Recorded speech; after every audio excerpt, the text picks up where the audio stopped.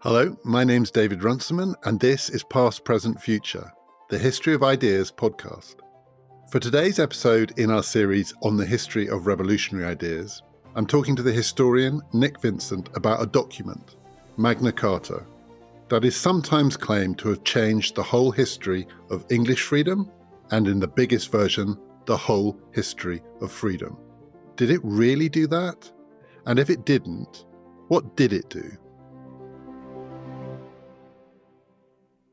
The story of Magna Carta is a big part of English history, but I am aware it's also a very English story, and we have a lot of international listeners. In fact, a small majority of the people who listen to this podcast come from outside of the UK, so this might seem a little parochial in a series about revolutionary ideas. We do address that in this episode. We talk about whether this is just an English story or why it might matter more widely. But for people for whom Magna Carta was not a basic part of what they were taught at school, this is the story of a document that was agreed by a king, King John, bad King John, the clue is in the name, in 1215, in which he issued a charter of rights to his barons. These rights are often held to be some of the basic rights that underpin the idea of the rule of law. How much or how little should be read into the issuing of this document depends in large part on what it actually said and what actually happened. And that's what we're here to try and work out. Nick, is it possible to characterise the nature of the power of a King of England before Magna Carta, just before Magna Carta? So at the start of the 13th century, King John is king, but it doesn't have to be him. We'll come on to him in a bit. But just thinking about the kind of power that a King of England exercised, how would you sum it up? Because my understanding is it's a mixture of being a kind of mafia boss. So a lot of it is just brute extortion, but also it's also rule-based in many ways. And maybe being a mafia boss is also rule-based. How would you characterize it? In theory, limitless. In practice, ruled by very complicated combination of human and written and just general customary law. So in theory, the king can do whatever he likes. He is God's vicar on earth.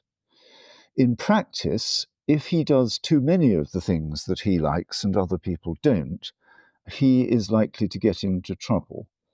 And there are authorities, mediating authorities. There is a degree of public opinion, although it's the opinion of the elite rather than the populace. But there is a degree of public opinion, and then there is the authority of the church, which also sees itself as mediating between God and man. And between those, there are certain rules of the game that kings have to obey if they're to rule successfully. So if you were on the receiving end of this potentially limitless power, if you were a baron or a bishop and the king was coming for you, and there were, in theory, in the background, these rules constraining his behavior, what remedies did you have? We'll get on to Magna Carta in a bit, but in the run-up to Magna Carta, what remedies did you have? And how much of your ability to respond depended on your own capacity to marshal force against the force of the king? There are a couple of things there worth saying. One is that by the time that we get to about 1200, in terms of his military power, in terms of the number of castles that he controls, in terms of his financial clout, the simple amount of money that he gets from taxation, the king is infinitely richer than any single baron. If you take the very wealthiest of the secular baronage, someone like the Earl of Gloucester, the earldom of Gloucester has a tiny proportion of wealth compared to that of the king. If you take the richest of the bishops, say the Bishop of Winchester, he may have an income of about £5,000 a year. The king has probably 20 times that and can actually raise a great deal more if he so wishes. So individually, persuasion is the only method, and getting on the right side of the king, being the king's friend. If things go really seriously wrong from that point onwards, the only way that you're going to be able to oppose the king is through combining with others. So the only way of doing it is through what contemporaries would think of as conspiracy.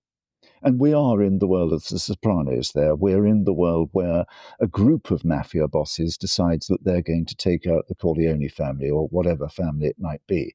You can only do it in combination. And that is a very, very risky business because individually, each one of those conspirators can be picked off. When we talk about the wealth of the king, so some of this is wealth that could be characterized as what he owns, castles, land. And some of it is wealth that could be characterized of what he can extort when he needs it. And one name for that extortion, because taxation is a form of extortion, it is something that is based on the ability to coerce people who won't pay. But it's also extortion, isn't it, through the legal system itself. So one of the ways in which this is a mafia world is that law, which is the remedy, in theory at least, for people who feel that they are victims of injustice, is also the means by which the king can extract more and more wealth, because it's a kind of protection racket, isn't it? And this is one of the puzzles with Magna Carta that we're going to come on to, which is Magna Carta is a legal document and law is the solution. But law is also the problem, because law is the king's law, and the king uses law and the fact that when people come to law, they are at the mercy of the king to extract more and more money from them. So how did law work in this sense? Did it always have this double character? It is both the remedy and it is the problem. I entirely agree with that. It is both the remedy and the problem. So if you take modern instances, Vladimir Putin operates according to the law. There are laws in Russia. There are laws in North Korea. There is a rule of law. But if that rule is itself subject to bending on behalf of the supreme sovereign authority, which in Russia today is Mr. Putin, or in North Korea is another dictator, then effectively the law merely protects the actions of the dictator. And all that you can argue against it in those circumstances is custom. So take the case of taxation. It would be argued by those who were being taxed that there were certain things that were not customary, that the king had not done before, that he should not do. That if he fined you, if he charged you, a fine is essentially just a charge for doing something. If he fined you a certain amount of money, then that was reasonable. If he went beyond that, then he was entering unknown territory where unreasonable requirements were being made. For instance, the barons argue in the early 13th century that they're not liable for service overseas, that they are obliged to serve the king in England for 30 days at their own expense, but that they're not obliged to do that if the king goes to campaign in France. Now, it's an uncertain question there whether that is or isn't customary, but certainly they could argue it. If the king charged you 100 or 200 pounds or 300 or 500 pounds to inherit your estate, if you're very wealthy, you might consider that customary. If, as John did, he asks for £10,000 or 10,000 marks, £6,000, that was regarded by contemporaries as unreasonable. And if we come back to that modern instance, there's a similarity here with the circle of someone like Vladimir Putin today. The people around him, you've seen this over the last couple of years, the friends, they are there in part because they're being rewarded by the boss, but their resources are at the boss's disposal. He makes them very rich, but if he gets into trouble, then he expects them to support him. And that's certainly the way that kings operated in the 12th and 13th centuries. Much of what people would have needed law for, these barons, was not merely to protest against what the king required of them, but in their relations with each other. And so part of the protection racket aspect here is that, so you mentioned inheritance, which, as we'll see with Magna Carta, is a big part of what people felt they needed protection for, that is, to be secure in the inheritance that they wish to pass on. But this is in relation not just to the king, but to their fellow, not as powerful as the king, but powerful barons. And in that case, it really is a protection racket, isn't it? In the sense that you need the law for remedy against someone other than the king. And the king extracts wealth both from you and from that person in order for the law to be a service that can be provided. It's very expensive to live in a world in which, if you want to be secure, say, in inheritance, you do need the power of the king to back you up, and he charges you for it. And how much of when we get to Magna Carta is the frustration and the anger being driven by that a sense that this thing, law, is simply being used as a kind of ratchet. There's that. So you bid with the king, and the king says, look, there's this estate going, and what are you prepared to pay? And someone who thinks they have a right to it may bid a certain sum of money. We see this precisely with particular instances of inheritance. The most famous of them is the Say inheritance, the inheritance of the estates of a man named Geoffrey de Say, part of the Mandeville inheritance. Well, one family bids a sum and the king accepts it.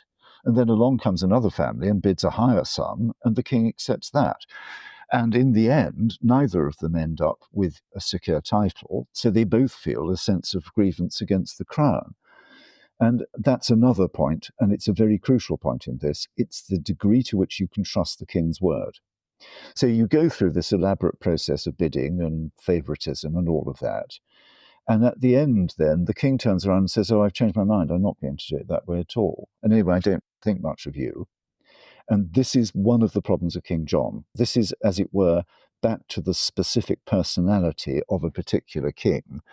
Some kings are relatively trustworthy, and John isn't. And that's one of the big problems that he faces as an individual, that nobody actually believes that he will keep his word.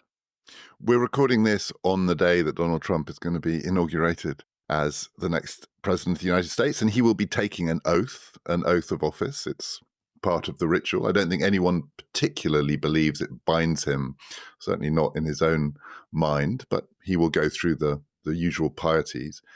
Kings at this time, including John, on their coronation, took an oath. They promised certain things. And this does matter, I think, for Magna Carta to try and work out in what ways it's different from what preceded it.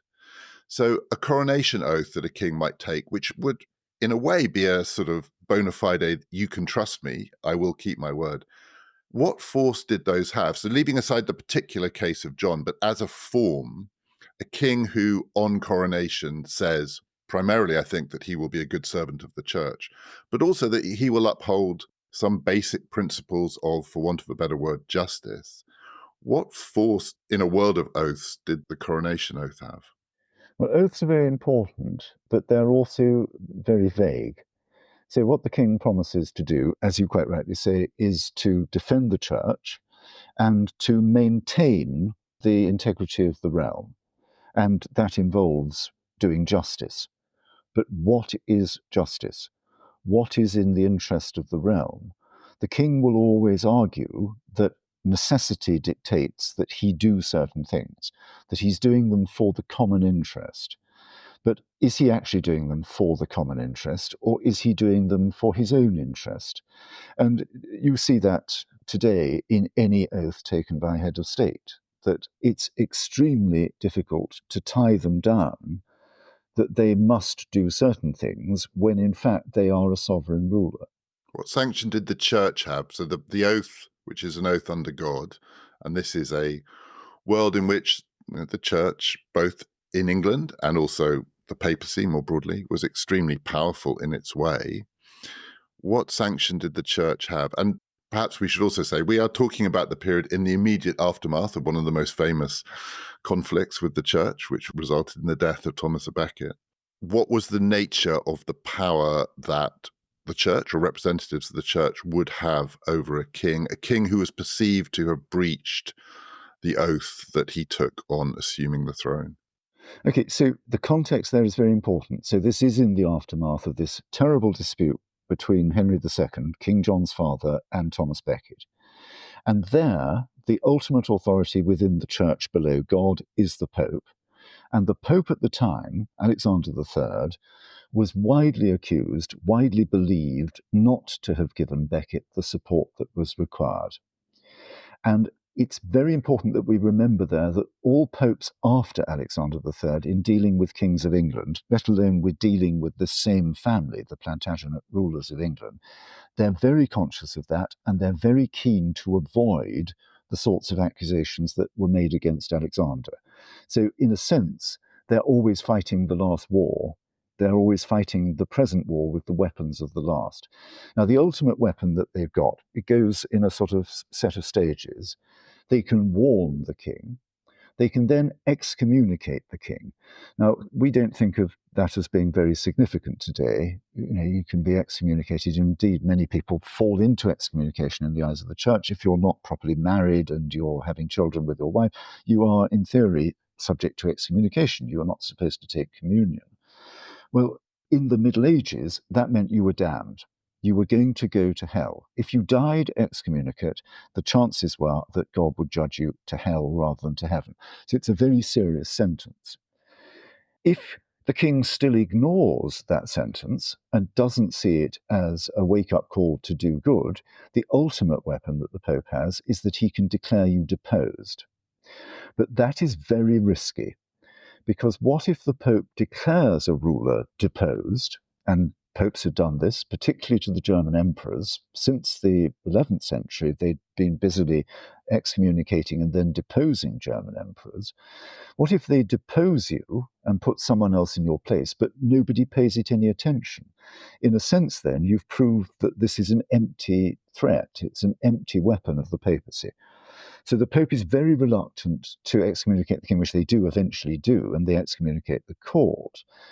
They're very reluctant to go beyond that to actually depose King John. But John ends up with the church in a situation where the whole of England is placed under interdict. That's to say that the sacraments of the church are not to be delivered to the faithful, that you can't be buried in consecrated ground, that you can't get married, that you can't be properly confessed, that all of the things that the church offers you, the Mass, the means to salvation, are forbidden.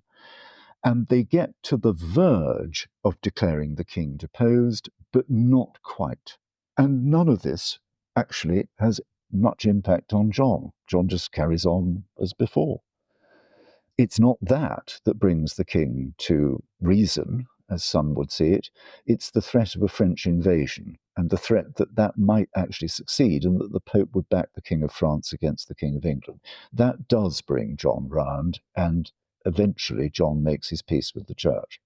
As you say, John's father, we could describe many of the conditions that led to Magna Carta as holding in the reign of his father. The conflict with the church, the ways in which law was used, the basic kind of thuggishness of the form of rule that existed in England. What is the thing that makes the difference with John? So we'll talk about the specific circumstances of 1215 in a minute. In historical memory, the thing that makes the difference, and you've alluded to this, is even in a world where trust was a pretty thin resource often, this was a particularly untrustworthy king. And he has a reputation of being a bad man. How much worse was he than his father? I mean, was he stand out an example of something categorically distinct from what had gone before him? I think there's one key thing there. So if you go through what John is charged with, he sleeps with the wives of his barons. Henry II, his father, had done that on an Alan Clark-like scale. There's a particular instance where Henry fathered children by the mother, the daughter, and the cousins of one particular baronial family. John didn't do anything quite as awful as that, but yet he is blamed. Henry II killed his Archbishop of Canterbury. Well, John didn't kill an archbishop. He forbade an archbishop, Stephen Langton, to come into England. He didn't do anything like what his father had done. The dispute with Langton never got to the stage of murder. And yet John is the baddie. So what was actually wrong there? The big difference between the two is that Henry II wins his wars. He expands the territory under his sway. And when rebellion occurred against him, he put that rebellion down very effectively. He retained the support of his courtiers and barons in doing that. And John failed miserably in all those respects. He lost his lands in France. In 1203, John fled back to England. 1204, Normandy falls to the French. When John tried to recover those lands a decade later, again, John failed to make proper battle against his enemies on the Loire and fled back to England. And that's a sign that he's abandoned by God. So there's the fact that he's personally obnoxious. I'm not at all sure that Henry II wasn't personally obnoxious. Kings, on the whole, tend to be fairly obnoxious creatures in the 12th century. But the failure to win his wars is, I think, the thing that sets John apart. And he was abandoned by God because of that, but also presumably on the model of rule that we've been talking about here. Enrichment of the people who are willing to get close to you is a key part of how this thing is sustained. And impoverishment, never mind the extortion of the king to fight the wars, but the lack of treasure that results from them is a serious threat to your ability to hold this kind of system together. Absolutely. And that's obvious. The spoils of war are a major source of income. We can't actually quantify it because we don't actually have accounts for that sort of thing, but they are a major source of income to Henry II. And John doesn't have that. There's one other point in that too. It's true that Henry II fell out with Becket, and whether we think of them as friends or not, they'd certainly been very close colleagues, the king and his chancellor. They'd been very close. And it's true that that relationship went poisonously wrong. But on the whole, Henry II retained the loyalty of his courtiers. And John just doesn't. The people who are closest to him at any one point in the 1190s have mostly fallen out of favour by 1200. The people who were close to him in 1200 had fallen into disgrace in a large number of cases by about 1210.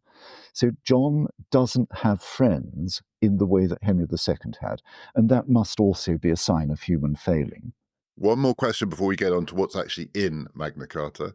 So as you've just alluded to, we think of it as a very English story. Magna Carta has a reputation as being a product of English history and a kind of totem of some notion of English freedoms.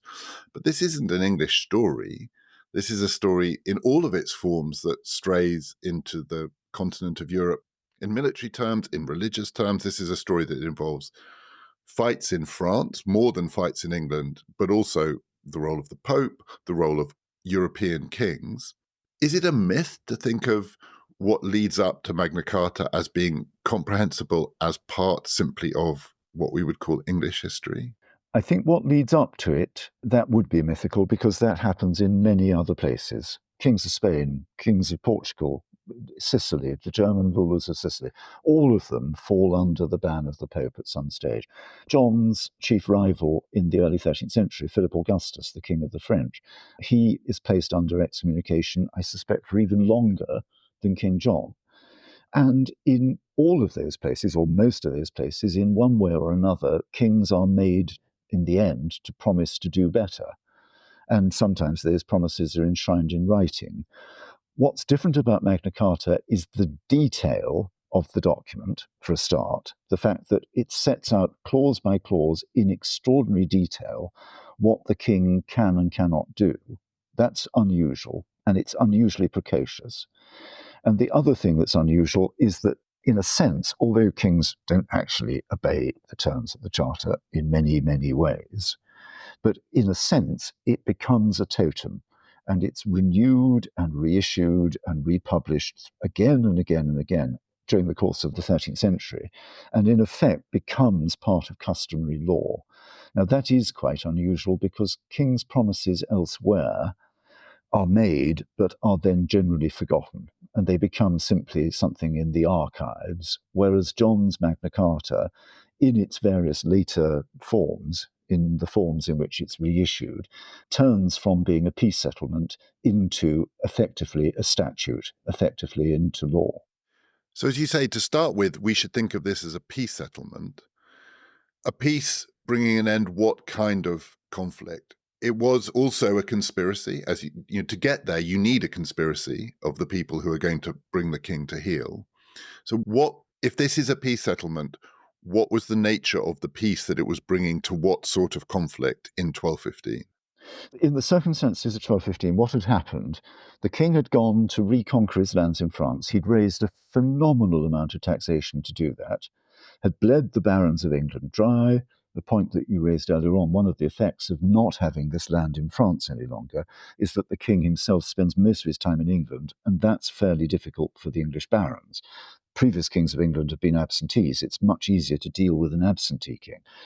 But the king had raised a phenomenal amount of money, had made himself very unpopular, had seized the resources of the church when the church placed him under excommunication, had put the whole lot on one bet to win back his lands in France, and that went south. It didn't succeed. His campaign was a failure.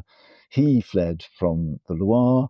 The army that he'd sent to northern France was destroyed at the Battle of Bouvines in July 1214, and that was the end of all of that cash. And the king comes back to England humiliated. And the barons then rose against him in a conspiracy, in a baronial confederation. Not the first conspiracy against him, we should say.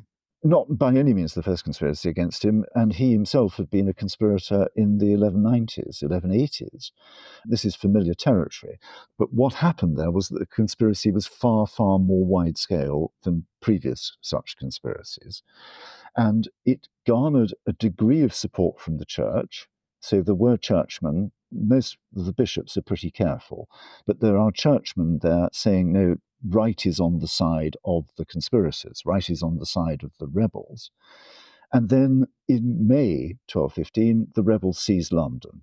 London's the capital city of England by this stage. It's by far and away the largest, the wealthiest resource at the king's disposal. And the city is seized by the barons overnight, effectively in a conspiracy between the barons and the Londoners. And it's that forced John to negotiate at Runnymede. The fact that the negotiations took place at Runnymede, which is midway between Windsor Castle, where the king himself was now holed up, and the barons in London, the fact that the negotiations took place at Runnymede is itself an indication of the importance of London to what happened in 1215. When it's described like that, you've got a king who's gambled everything and lost. He's come back humiliated and broke. He's lost his capital city. He's deeply unpopular. The church has turned against him. His barons have turned against him. Why do they negotiate with him? Why don't they just get rid of him? That's a very interesting question.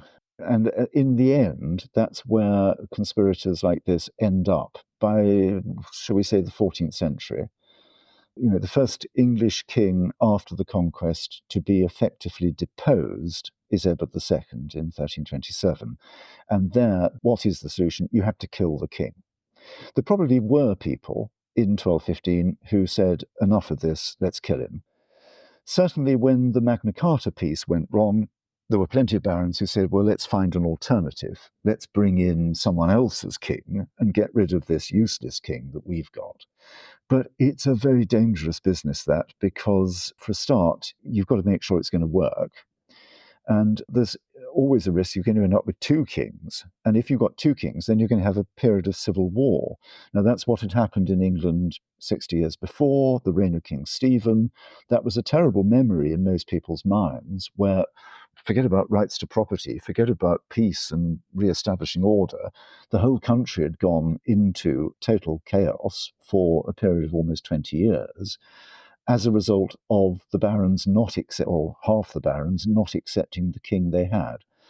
So if you can, you want to negotiate a way with a king that you can actually trust that he will keep his word and he will trust that you will do what you say you're going to do.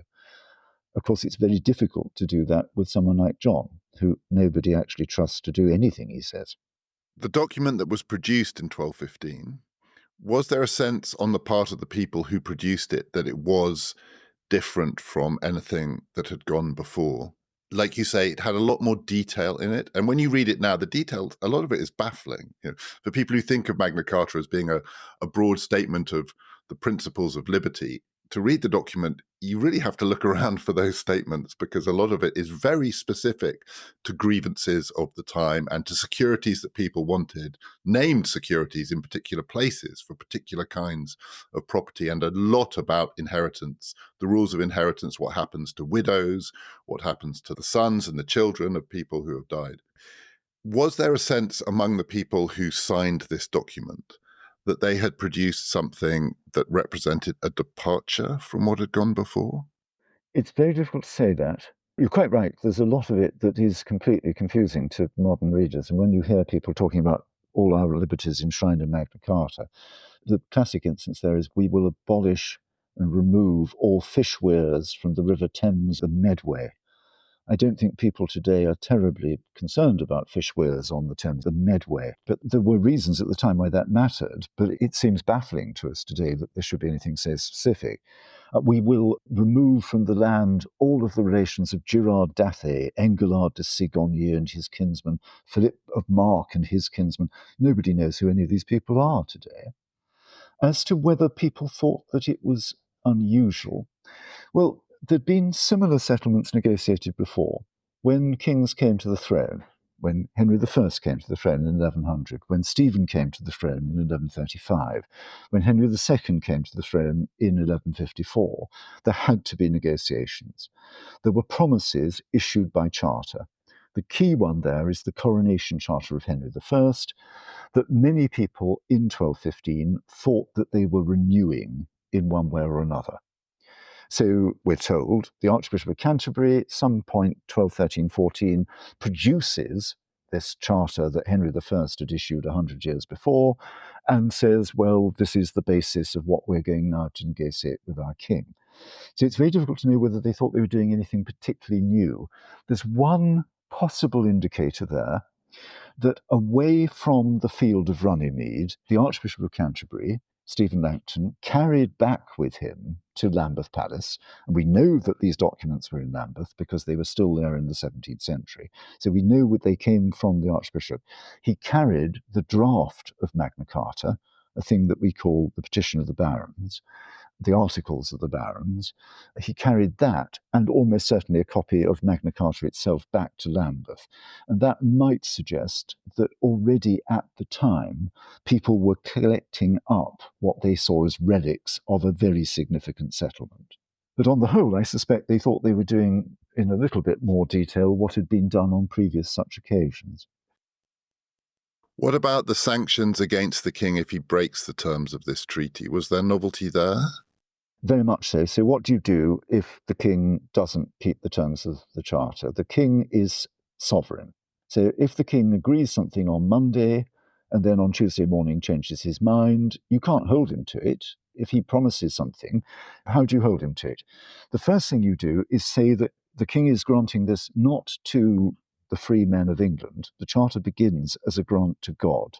I grant to God. If you give things to God, you can't just take them back. So we have that at the very beginning.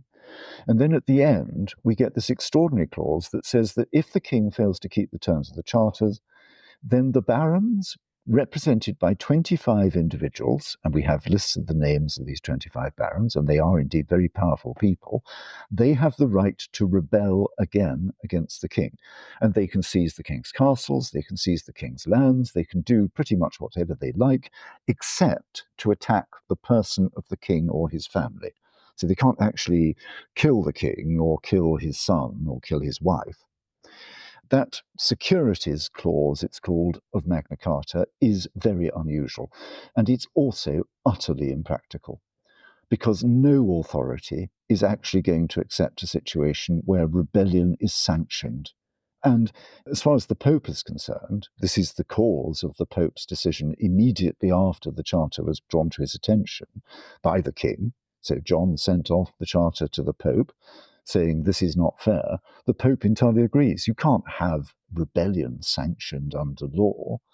You can't have a situation in which what the Pope describes as a conjuratio, a swearing together, a conspiration of barons, have the right to rebel against the king because the king doesn't do what they say. Any contract that's negotiated under compulsion like that has no valor. If you force someone into a marriage against their will, then that is not a true marriage. If you force, as in this case, using the threat of arms, if you force a king into making a settlement, then that is not a truly voluntarily agreed settlement, and the Pope annuls it. So the radicalism of this document lies in the fact that this king, with his extraordinary power, is for the first time brought to agree to a document which curtails that power with the threat that if he doesn't do what he said, he will be rebelled against again. And this is now in the form of a kind of legal document, though the law itself is an instrument of the king's power. And yet at the same time, this is the thing that makes the document moot, because as you've described it, it sounds like he's signed it with his hand behind his back, because he immediately takes it to the Pope and says, clearly this can't be allowed to stand. Yes, precisely. And what's unique about it? Well, the detail, you're right. There is a lot of detail in it. There's much more detail. It's perhaps 5-6 times as long as Henry I's coronation charter. It's immensely detailed. And it also includes what people today see as the origins of the rule of law. So it says that the king must govern according to justice and right. It doesn't say it in precisely those terms, but it says he will deny to no one justice or right, and that men are to be judged by the law of the land or by the judgment of their peers. So they're to be judged by their equals and by the law of the land, and or fairly has a variety of meanings. Now, that is quite unusual because it seems to place the law itself above the king. And that's why constitutionalists are so keen on Magna Carta, because it's seen as the origins of the rule of law.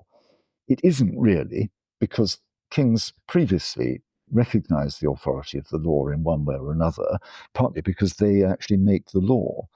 And it isn't in another sense because kings continue to act as they see fit against the law later on a regular basis. Most kings, in one way or another, break their own laws and do so on the justification that they're sovereign. So it doesn't bring the rule of law to England. We haven't had 800 years of the rule of law in England, but it creates a sense that that might be the right sort of way to go. And that is an important development. If we think of it as a peace treaty, it doesn't seem like such a radical document or a great departure. So you could characterize it as a treaty which contains within it clauses that have sanctions against the parties for breaking the terms of the treaty, but that the people who were party to the treaty knew that these were fairly empty threats. And therefore they were able to sign it, particularly the king, able to agree to these terms on the understanding that though they seemed to be bound to uphold this treaty, actually were they to break it, they would probably get away with it. And that is true of many peace treaties. Many peace treaties include terms to try and bind the parties to them, but there's a kind of realpolitik understanding that actually what's going on here is a kind of dance of threat and counter-threat. And those judgments haven't been overturned or put to one side simply because of this treaty. And yet at the same time, this is a document, as you say, which is going to be completely totemic as the basis of the idea of the rule of law. And I still struggle to see how you get from the first to the second, particularly since, as we know, he did break the terms of the treaty almost straight away, and the sanctions did turn out to be more or less empty. There are specific details in the Charter that are part of a treaty. So the king promises that he will expel all his foreign mercenaries, who are a large part of his muscle. He will get them all out of England, more or less immediately. And he doesn't do that. There's a subsidiary element to the Charter. It's not in Magna Carta itself, but it's part of the negotiation that the barons will surrender the City of London, and they don't do that. So there's a complete standoff here. There are also elements in it, like there are in modern peace treaties. You mentioned we're speaking today on the day of the inauguration of Donald Trump, but we're a day after the Palestine-Israel settlement. We're in the midst of what look like the opening negotiations between the Russians and the Ukrainians. There will be, in due course, there inevitably will be some sort of peace, but will the peace hold? Peace treaties are merely bits of paper today. So there's that, but also they often kick things into touch, and that's what Magna Carta does in a number of respects. It says we will negotiate a settlement with the Welsh. The Welsh have invaded the Marches. We will negotiate a settlement with Scotland. It doesn't actually specify what the terms of that settlement will be.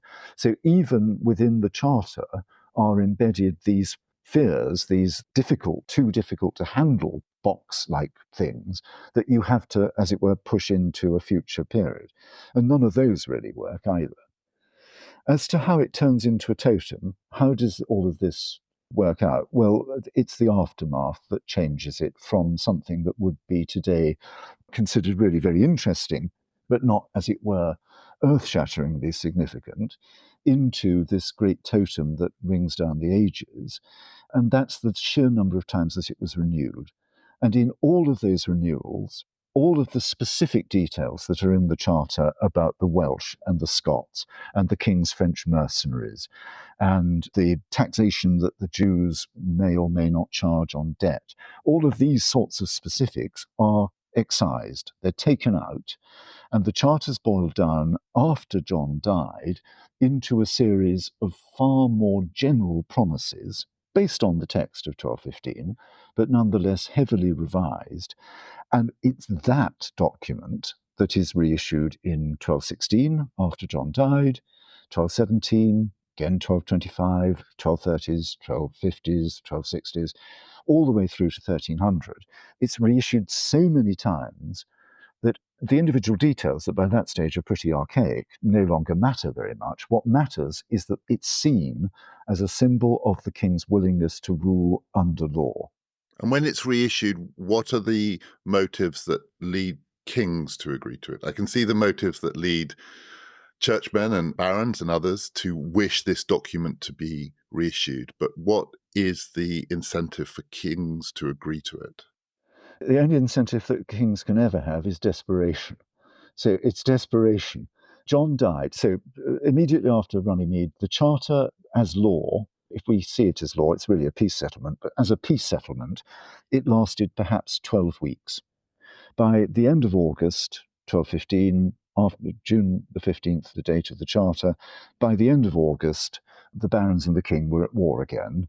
And by that stage, the Pope had already annulled Magna Carta, although the annulment, the sentence didn't reach England until a month later. So it lasted about 12 weeks. The king and the barons went to war. There was a standoff. Large parts of the country were under baronial control. The barons call in the son of the King of France and say that they will make him their king if he rules according to their wishes. So London was then occupied by a French king for a period of over a year. John died in the midst of that civil war. We don't know what the outcome of that war would have been if he'd lived. It's very difficult to say, but he died in October 1216.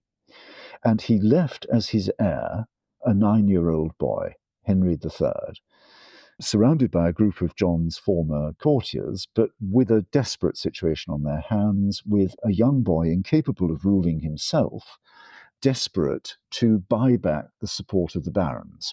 The bad king, the bad daddy, he's dead. So we now promise that we will rule in better ways. So Magna Carta was reissued immediately after Henry III's coronation in 1216 as a manifesto of good government. And this is the way we're going to do things now. Forget about the past. We're going to rule according to these instructions. And again, after the peace was made with the French and the barons in 1217, miraculously, Henry III's supporters win the campaign. And that's also, incidentally, that's a sign that always the advantage is with the king. So eventually things swing back towards the status quo. Eventually, even if you look at the 17th century revolutionary history, in the end, back come the Stuarts. In France, in the end, back come the Bourbons. There's no true revolution. But after that victory in 1217, again, Henry III reissued Magna Carta. And in 1225, when the king came of age, or at least said he'd come of age, Magna Carta was reissued. And again, throughout his reign, Henry III's reign, very long reign through the 1270s, whenever things get sticky with the barons, the first thing the king does is reissue Magna Carta. And the same is true of his son, John's grandson, Edward I. He reissues Magna Carta when relations between king and barons go wrong. So it turns from a peace settlement into a manifesto of good government, into a statute that in one way or another seems to place the king beneath the law, certainly below custom, even though the king remains the lawmaker. So what's so interesting about that version of the story is, as you say, we're used to thinking of revolutions. In the end, the status quo in some form or another returns. But here's a document that comes out of a moment of desperation, is reissued at another moment of desperation. But as the pendulum swings back, it quite quickly becomes the sort of thing that it's not worth trying to overturn because it's become established. And is part of it becoming established that it did actually become quite widely known? I mean, when we say reissued, are we also talking about the fact that the terms in it, as some of the more detailed stuff about rivers and so on gets stripped away and some of the core principles emerge, these are actually starting to become part of the currency of how the English think about their public life, their political life? Yes, a couple of things there. First of all, if we take that French analogy, after the French Revolution, the Bourbon kings of France come back, 1814, 1815. Back they are on the throne. What do? Well, they don't get rid of the entire revolutionary settlement. They stick with quite a lot of it. The Code Napoleon, the French law, is fundamentally changed as a result of the revolution. And what do? They also issue a charter, deliberately modelled on Magna Carta. The French have the Chartes of Louis XVIII that becomes, in theory, the basis of French law. That's the first point. Secondly, if we go back to Magna Carta itself and the way in which it's manipulated by the kings after 1216, it's actually useful for both sides of that equation. It's useful for the barons, but it's also useful for the king because it becomes a sort of get out of jail clause. If things go wrong, well, I'm going to do it right. Here's the blueprint. You can see it also in the publication history of the document itself. So in theory, the 1215 King John's Magna Carta was sent to every county in England. And we reckon that there might have been 20-odd original Magna Cartas sent out in 1215, but they don't seem to have been written in the king's own chancery. They seem to have been written up by the bishops because the king had no interest whatsoever in broadcasting the charter. The texts of the charter, the surviving originals of the 1215 charter, we've got 4 of them, seem to have been produced under the authority of the bishops. Now, that isn't true of the later reissues, where the king himself is responsible for the reissue. But a key point there is that we have so many of them. We don't know, across the 13th century, exactly how many of those originals were sent out, how many were sent out to each individual county. And there's a problem there because some counties, Sussex and Surrey, for instance, are ruled as a single county. Nottinghamshire and Derbyshire are ruled as a single county. So we don't know the exact number of original Magna Cartas. Probably about 200 original documents sealed with the king's seal were sent out in the 13th century. And of those, we've got almost 30 still surviving. So they were very carefully kept. They were remarkably well looked after. Now, that's a sign that people attached considerable significance to them. And then we've got the fact that beyond all those official original Magna Cartas, Magna Carta, just as a copy, this is the document, was sent out far, far more widely, far more regularly. And we're told in episcopal legislation in the 1260s, 70s, that a copy of Magna Carta is to be fixed to every church door in England. Every major church, every abbey, every priory is to have a copy of Magna Carta nailed to the door. The explanation of that is a little complicated. In theory, by that stage, if you infringe the terms of Magna Carta, you're going to be excommunicated. You're going to be damned.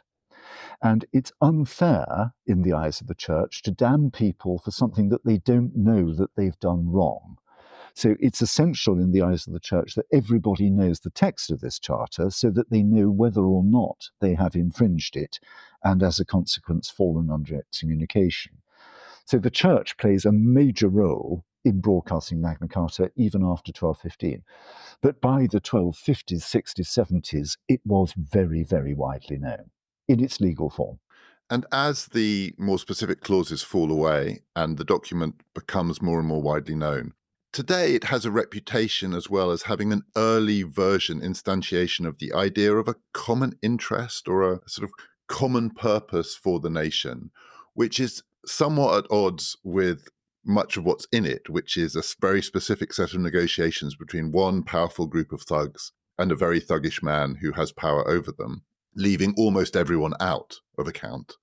This is a fight between people, very small group of people, over the spoils of the realm that they expect to be able to extract wealth from. And yet this document quite quickly acquires a reputation for containing within it an idea that there is something that the people of England have in common that can be expressed through the idea of what we are going to call the rule of law.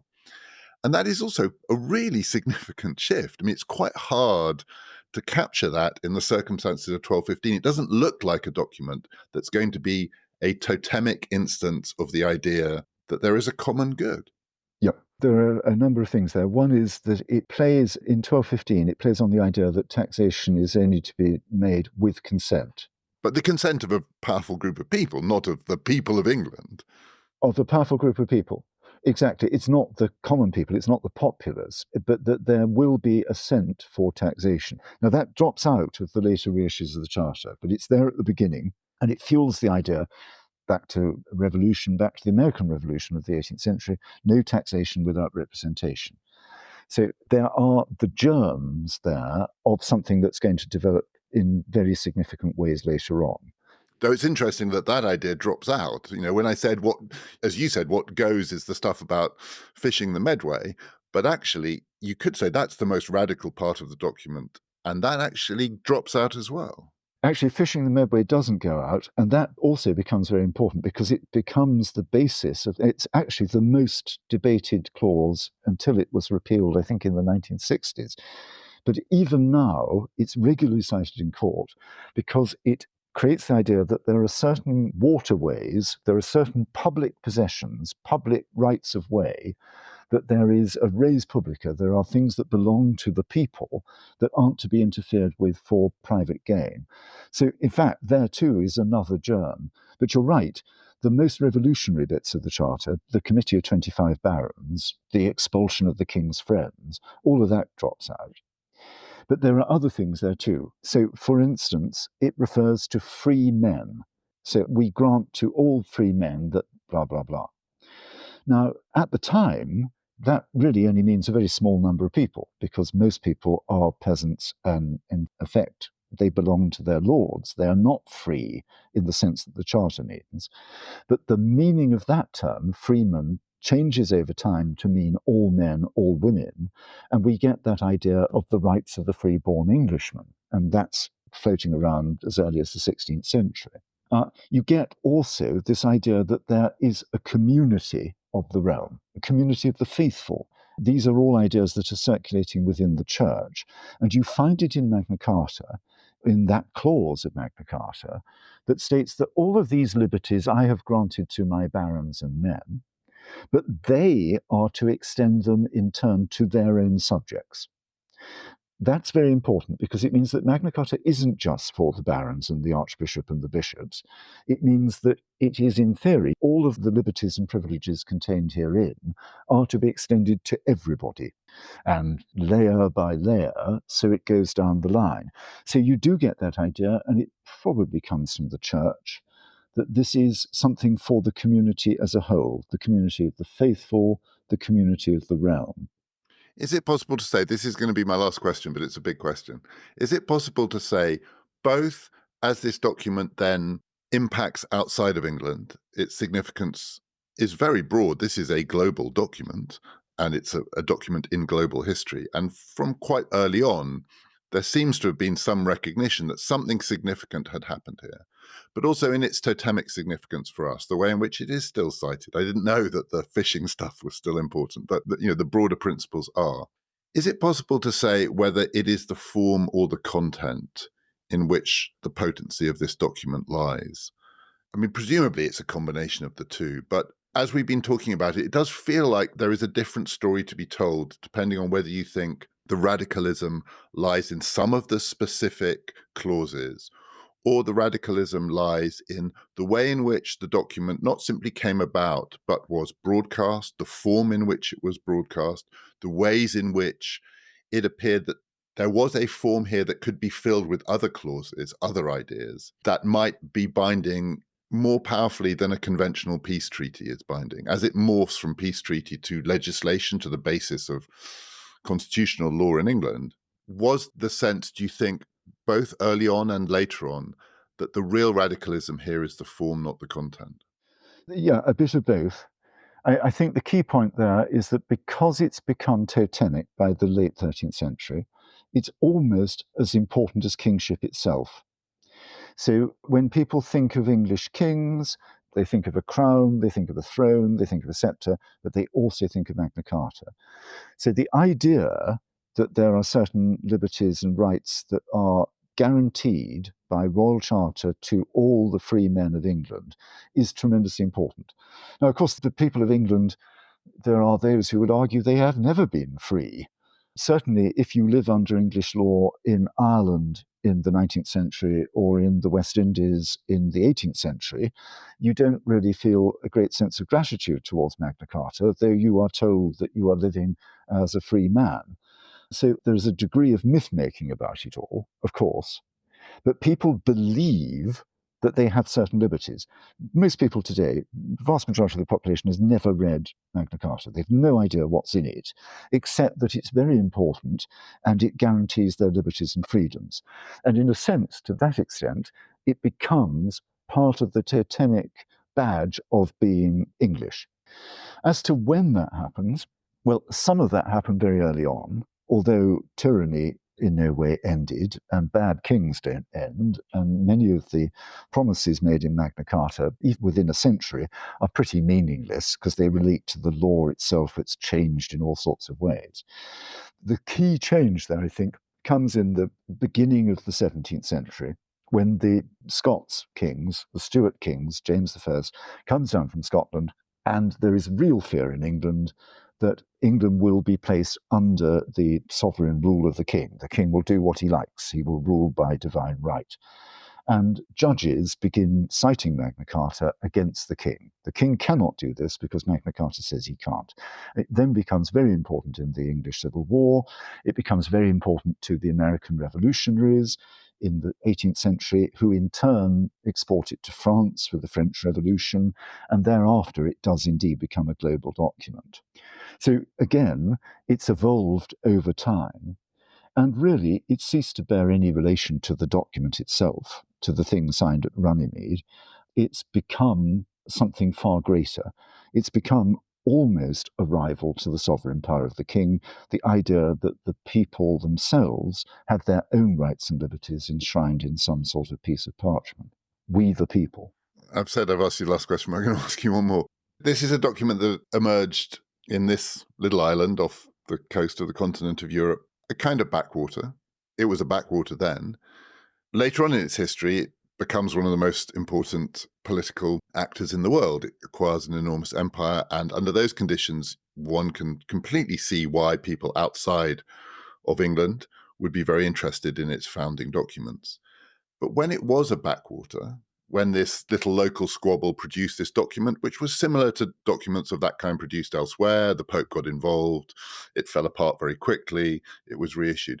Nonetheless, as you've described it, it feels like people did recognize early on something of real significance had happened in England, and it can't be because England is a very significant place, because it wasn't. So it does feel like, unlike later on in the story, where it's the significance of England or Britain that generates the significance of its founding documents, something early on, something did happen here, which its significance is outsized relative to the significance of the place where it happened. And it does still feel quite mysterious, as we've been talking about this, to capture what that thing is, because so much of this is parochial and provincial politics. And yet there is the germ in it of something that even people who weren't part of those fights thought something changed there. Yes, I think I wouldn't overplay the degree to which England is a backwater. England is immensely wealthy compared to, I don't know, kingdoms in Spain, kingdoms in Scandinavia. England is very important to the Pope for a variety of reasons, but England is a major player in European politics even before Magna Carta. And the Plantagenet dynasty from which John came had done something remarkable in the sheer territorial extent that they ruled that hadn't been seen since Charlemagne and French Empire back in the 9th century. So England matters. As to perceptions outside, there is certainly by the 14th century a sense outside England that other lands are ruled in different ways, but that the English do things differently. And the classic statement there is the English kill their kings. So Magna Carta is by no means the first or the last time that the English rise up against their kings. They do it again under Henry III, John's son. They do it under Edward I in the 1290s. They depose Edward II. They depose Edward II's, what would he be, great-grandson, Richard II. They depose, later on, Henry VI. They do it on a regular basis. And that is seen as unusual. And I think also that sense of the community of the realm, that England is a realm that is bound together at a very early date. It emerges in a way that France doesn't.